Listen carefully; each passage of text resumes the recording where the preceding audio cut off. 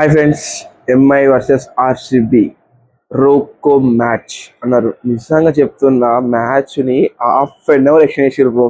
½ 4 రివ్యూలు అయిపోయినాయి. బ్యాటింగ్లో 2 ఆర్సిబి తీసుకుంది, సెకండ్ బ్యాటింగ్ చేసేటప్పుడు ఎంఐ రెండు రివ్యూస్ తీసుకుంది, ఆర్సిబి 2 రివ్యూస్ తీసుకుంది. వైడ్లు, రివ్యూలు, గ్లౌజ్, ½ పెంచారు మ్యాచ్.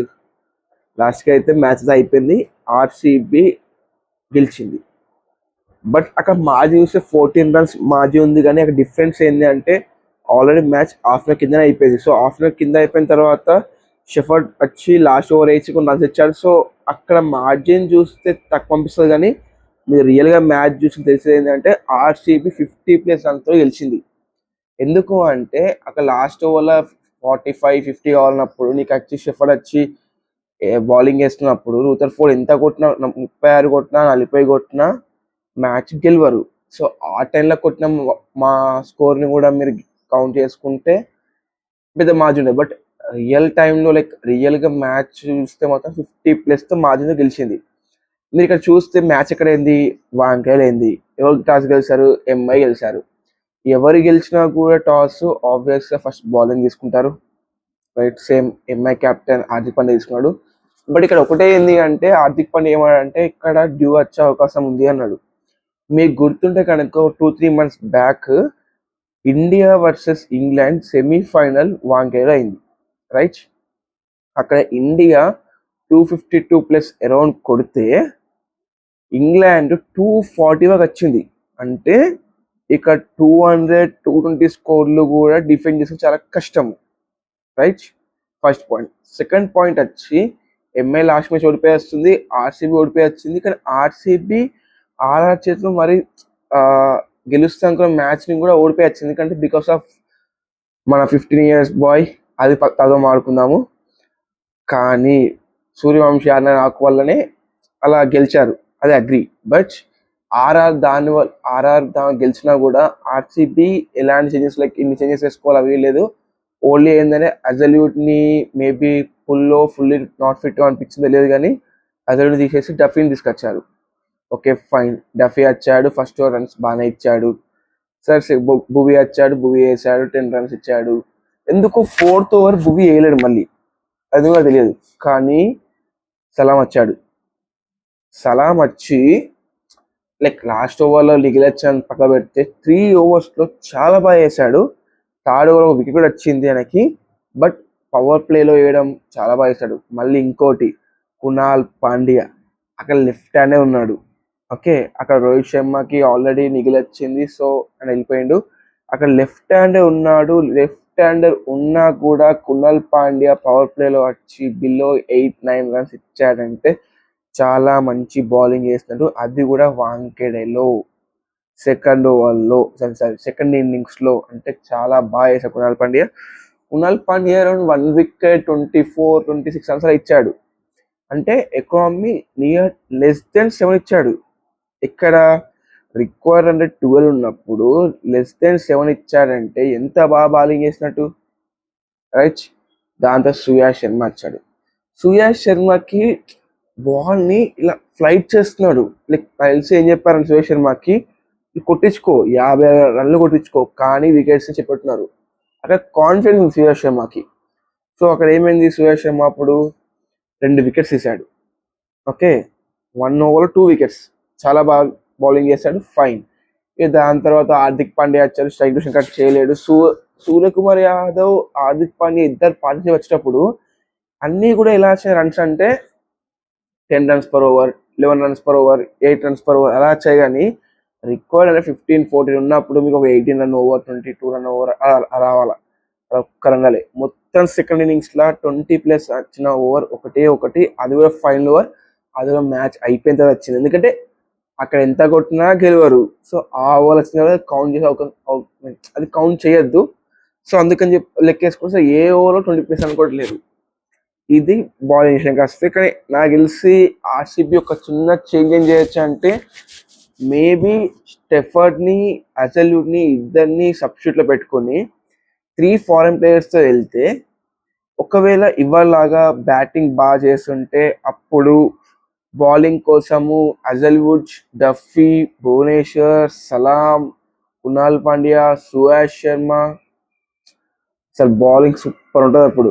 వాళ్ళు ట్రై చేయొచ్చు కానీ ఎందుకో కానీ like they not trying. RCB అంటే ఇప్పుడు బాగానే బౌలింగ్ చేస్తున్నారు, బట్ ఏంటి అంటే ఇఫ్ అజల్వుడ్, డఫీ, భువనేశ్వర్ కుమార్ ఉండి, సలాం కూడా చాలా బాగా సలాం కూడా ఉండి, నలుగురు ఫాస్ట్ బౌలర్స్ చాలా బాగుండి, కునాల్ పాండ్యా ఆయనని స్పిన్నర్ అనాలన్నా మీడియం పేసర్ అన్నా నాకు అర్థం కావట్లేదు. సో ఆయన మంచిగా వేసి సురేష్ శర్మ బాగా వేశారు అనుకోండి, మనకు ఒక మంచి బౌలింగ్ టీంలా ఉంటుంది అనమాట ఆర్సీబీకి. సో అదే ఆర్సీబీ గురించి బౌలింగ్ అండ్ ఎంఐ బ్యాటింగ్ గురించి. ఇప్పుడు ఫస్ట్ ఇన్నింగ్స్లో ఎంఐ బౌలింగ్, ఆర్సీబీ బ్యాటింగ్ గురించి చూస్తే ఫస్ట్ ఫిలిప్ సాల్ట్ వచ్చాడు. సాల్ట్ లాస్ట్ మ్యాచ్లో డక్అవుట్ అయ్యాడు ఫస్ట్ బాల్. సో ఇవాళ బెటర్లే తీసుకొస్తారా అనుకుంటే లేదు, మేము తీసుకురాము, మాకు సాల్ట్ మీద చాలా నమ్మకం ఉందని చెప్పారు ఆర్సీబీ. రైట్, ఎలా కొట్టాడు సార్ బ్రో ఫిలిప్ సాల్ట్, చిత్త కొట్టాడు. కొట్టడం అంటే చిత్త కొట్టాడు బ్రో. ఎందుకంటే మీకు ఒక ఓవర్ చెప్తా. ఒక ఓవర్లో ఏమైందంటే మనకు మార్కండే వచ్చాడు, 3 సిక్స్లు, 3 4లు, 1 6. ఓకే, నెక్స్ట్ శాంటర్ వచ్చాడు, 3 సిక్స్లు, 1 4 అని మీరు లెక్క వేసుకుంటే 4 4లు, 4 సిక్స్లు, 8 బాళ్ళు. అంటే ఇవి ఒక 24 రన్లు, అది 16 రన్లు, 40 రన్లు. అంటే 8 బాళ్ళలో 44 రన్లు కొట్టిండు ఎవరు? Philip Salt. ఎంత స్కోర్ మొత్తము? లైక్ 36 balls 78 అంతా కొట్టాడు. అంటే ఆల్మోస్ట్ 200 స్ట్రైక్ రేట్ మీన్. ఎందుకంటే 36 అంటే 220 215 అలా స్ట్రైక్ వస్తుంది అనమాట.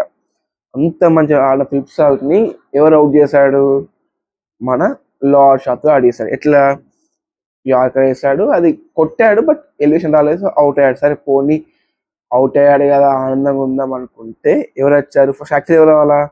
పడిక్కల్ రావాలా. కానీ ఇక్కడ ఆర్సీబీ మేనేజ్మెంట్ ఏం చేస్తుందంటే ఇప్పుడు ఉన్న రన్స్ కి బాగానే ఉంది కాబట్టి పడిక్కల్ కాదు నేనే వచ్చి కొడతాను, ఎందుకంటే నెక్స్ట్ ఓవర్ స్పిన్ అని తెలిసి ఎవరు వచ్చారు? పడిదర్ వచ్చాడు, స్పిన్ స్మాషర్ పడిదర్.